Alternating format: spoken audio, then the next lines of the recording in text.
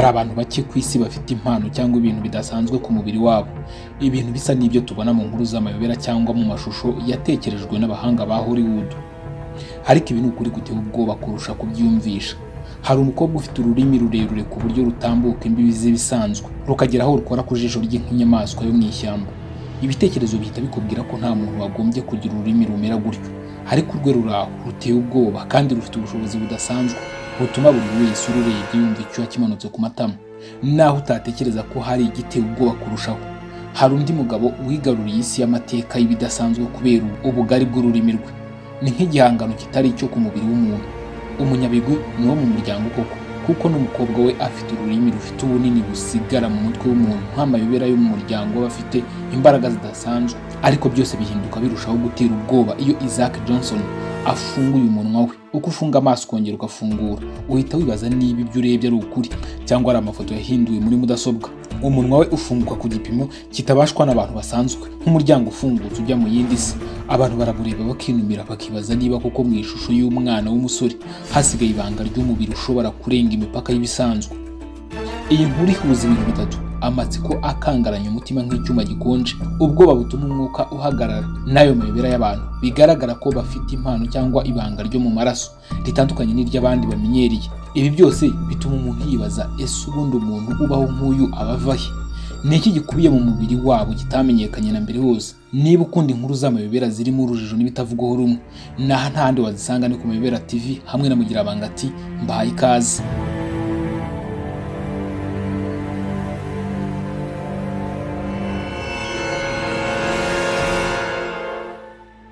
Ikiganiro cyacu cy'uyu munsi, iyi ni inkuru ihigika imbibi z'ibisanzwe, ikagusigira ishusho y'isi irimo ibanga ryimbitse ryo mu mibiri y'abantu, ibanga rituma umuntu yongera kumva ko hari byinshi atazi kandi ko hari ibintu bibaho bitari ibisanzwe. Birazwi ko nta bantu babiri basa cyangwa bafite umubiri umeze kimwe neza neza, nubwo twese dusangiye iby'ingenzi nko kugira amaboko abiri, amaguru abiri, amaso n'amatwi.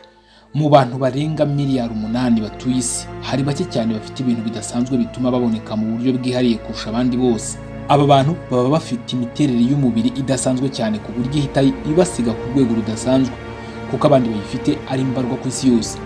Reka turebe abantu biboneka rimwe bafite imibiri idasanzwe kurusha abandi bose mu isi. Ku mwanya wa mbere turasanga bita Gary Turner cyangwa se Gary Turner.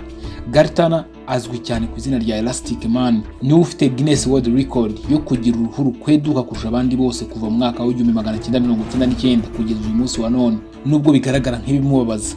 Wavuga ko adataka na gato igihe rurambuye. Ibi biterwa n'indwara y'uruhu n'imikaya yitwa Ehlers-Danlos syndrome ituma collagen itubakwa neza, maze uruhu rwe rukaba rukweduka cyane. Ibi binatuma n'ibikomere bye bikira buhoro buhoro, byatumye ahagarika gukina umupira w'amaguru. Yakoreshaga kandi uruhu rwe nk'inyungu mu kazi ko kwerekana udushya. Ku mwanya wa kabiri turasanga bita Rodriguez Hernandez. Rodriguez Hernandez wo muri Venezuela niwe ufite ibirenge binini kurusha undi muntu uwo ari we wese mu isi. Ikirenge cye gipima inch 16. Ahangaha niba ushaka kureba santimetero zirimo urakuba 2.54. Inch 16 ni ukuvuga santimetero zisaga 42 zirengaho gato. Naho inkweto ze zari size 26, mu gihe amaduka menshi yabaga afite izigera kuri size 14 gusa. Byamugoye kubona inkweto akiri muto, akagenda yambaye ibirenge ndetse agahatirwa kwihanganira gusekwa n'abandi bana. Ubunini bw'ibirenge bye buterwa n'utunyangingo dukora imisemburo yo gukura cyane kurusha ibisanzwe. Ubu amaze kumenyekana binyuze muri Guinness World Record, abantu bamukorera inkweto zabugenewe. Undi ni Devendra Suttar. Devendra Suttar ni umuntu udasanzwe kuko aho kugira intoki n'amano 20 nk'abandi, we afite 28. Intoki ebyiri z'inyongera ku maboko yombi n'amano y'inyongera 2 kuri buri kirenge. Uburyo bwa polydactylism avuga ko afite ni buke cyane ku isi, kandi niyo mpamvu afite Guinness World Record y'umuntu ufite intoki n'amano byinshi. Igitangaje kurushaho nuko akora akazi k'ububaji, akazi gasaba ubwitonzi bwo hejuru cyane. Nubwo intoki nyinshi zishobora kumutera ingorane, avuga ko aba maso cyane kandi ubwitonzi bukamuha ubuhanga mu mwuga we. Undi ni Matthias uzwi nka Hellboy Schlitt. Matthias Hellboy Schlitt afite ikibazo cy'imbere mu magufwa gituma igufwa ry'ukuboko kwe kw'iburyo riba rinini ku gipimo cya 33 kurusha iry'ibumoso. Iki kintu gituma akaboko ke kaba kanini ndetse gafite imbaraga nyinshi ku buryo butangaje. Kubera izi mbaraga, Matthias amaze imyaka irenga 10 ari umukinnyi kabuhariwe mu mukino wo kurwanisha amaboko, uwo bita arm wrestling. kandi yabigezeho kubera iyi miterere yihariye. Nubwo Mathias yari atangiye kwinjira mu mukino wo kurwanisha amaboko, baramusekaga cyane bavugaga ko adafite ibiro bihagije ngo abe yakina nk'uwabigize umwuga, kuko abarwanisha amaboko bakunze kuba banini kandi baremereye cyane mu biro. Ariko hari ikintu batigeze bibonera, hafi ya byose mu buremere bwe buba mu kuboko kw'iburyo. Ako kaboko gafite imbaraga zidasanzwe, niyo mpamvu abakinnyi benshi bahuye nawe batigeze bagira amahirwe yo kumutsinda. Imbaraga ze zidasanzwe zabahigikaga ntacyo barakora. Undi ni uwo bita Jeff Debe. Jeff Debe afite ibintu bidakunze kuboneka ku muntu, intoki n'amaboko binini cyane ku buryo biboneka neza ataragira n'icyo avuga. Amaboko ye asa n'imitako idasanzwe. Ntabwo bitangaza uwo ari we wese ko Jeff ari umukinnyi w'umwuga wo kurwanisha amaboko, ndetse byari kuba igihombo gikomeye iyo atabikora.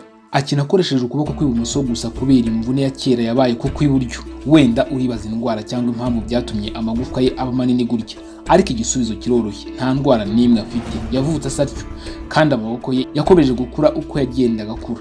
Hari abantu bavukanye impano zitajya ziboneka, kandi Jeff Debe ni umwe muri bo. Undi nawe uza kuri urutonde ni Jyoti Kisanja Muji. Jyoti Kisanja Muji ukomoka mu Buhinde niwe mugore mugufi kurusha abandi bose ku isi bakiriho.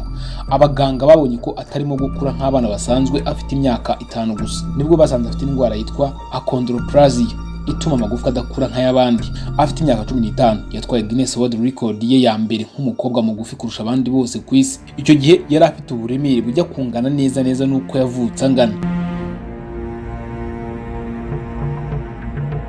Ubu afite igihembo cya kabiri cya Guinness World Record nk'umugore mugufi cyane ku isi. Ahagaze kuri feet 2 na inch 0.7. Aha nta metero imwe irimo, nibura no kuvuga ko ari santimetero zirengaho gato 61. Nubwo ubuzima bwe butari bworoshye, imyenda, inkweto n'ibikoresho byose ategereza gukorerwa byihariye ku ruganda, yabashije kugera ku nzozi ze, gutembera no kumenyekana ku rwego mpuzamahanga. Undi nawe ni Sultan Kosen. Ibice by'umubiri bya Sultan Kosen bimeze nk'ibya Ruturo, kandi ibirenge bye byonyine nibyo bimaze kuboneka ko hari ikiruta uburebure bwe. Sultan ni umwe mu bantu 10 gusa mu mateka yose y'abantu babashije gupimwa barengeje metero 2.4 mu burebure. Ubu ahagaze kuri feet 8 na inch 2.8, no kuvuga metero zirenga 2.5. Ariko ntiyavukanye uburebure, yatangiye gukura cyane afite imyaka 10. Byatewe n'imisimburo yo gukura yakozwe cyane kurusha ubushobozi bw'umubiri kubera ikibyimba yari arwaye. Amahirwe ye yo kumenyekana binyuze muri Guinness World Record yatumye abaganga bamuvura ku buntu, bakuraho ikibyimba cyamubuzaga kubaho neza. Kuri we ibyo byose si byo byonyine bishimishije, yabashije gukunda, arashaka, kandi ubu abona imyambaro ikoze by'umwihariko ku ngano ye idasanzwe. Undi nawe ni Adrienne Lewis. Hari abantu benshi wigeze kubona berekana ko bafite ururimi rurerure, ariko nta ruta urwa Adrienne Lewis.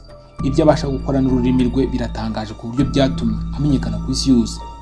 Adrienne Lewis yemeza ko ashobora kuba ari we muntu ufite ururimi rurerure kurusha abandi mu isi, kandi koko ubwo burebure bw'ururimi rwe burabigaragaza, kugera kuri inch 4 zose.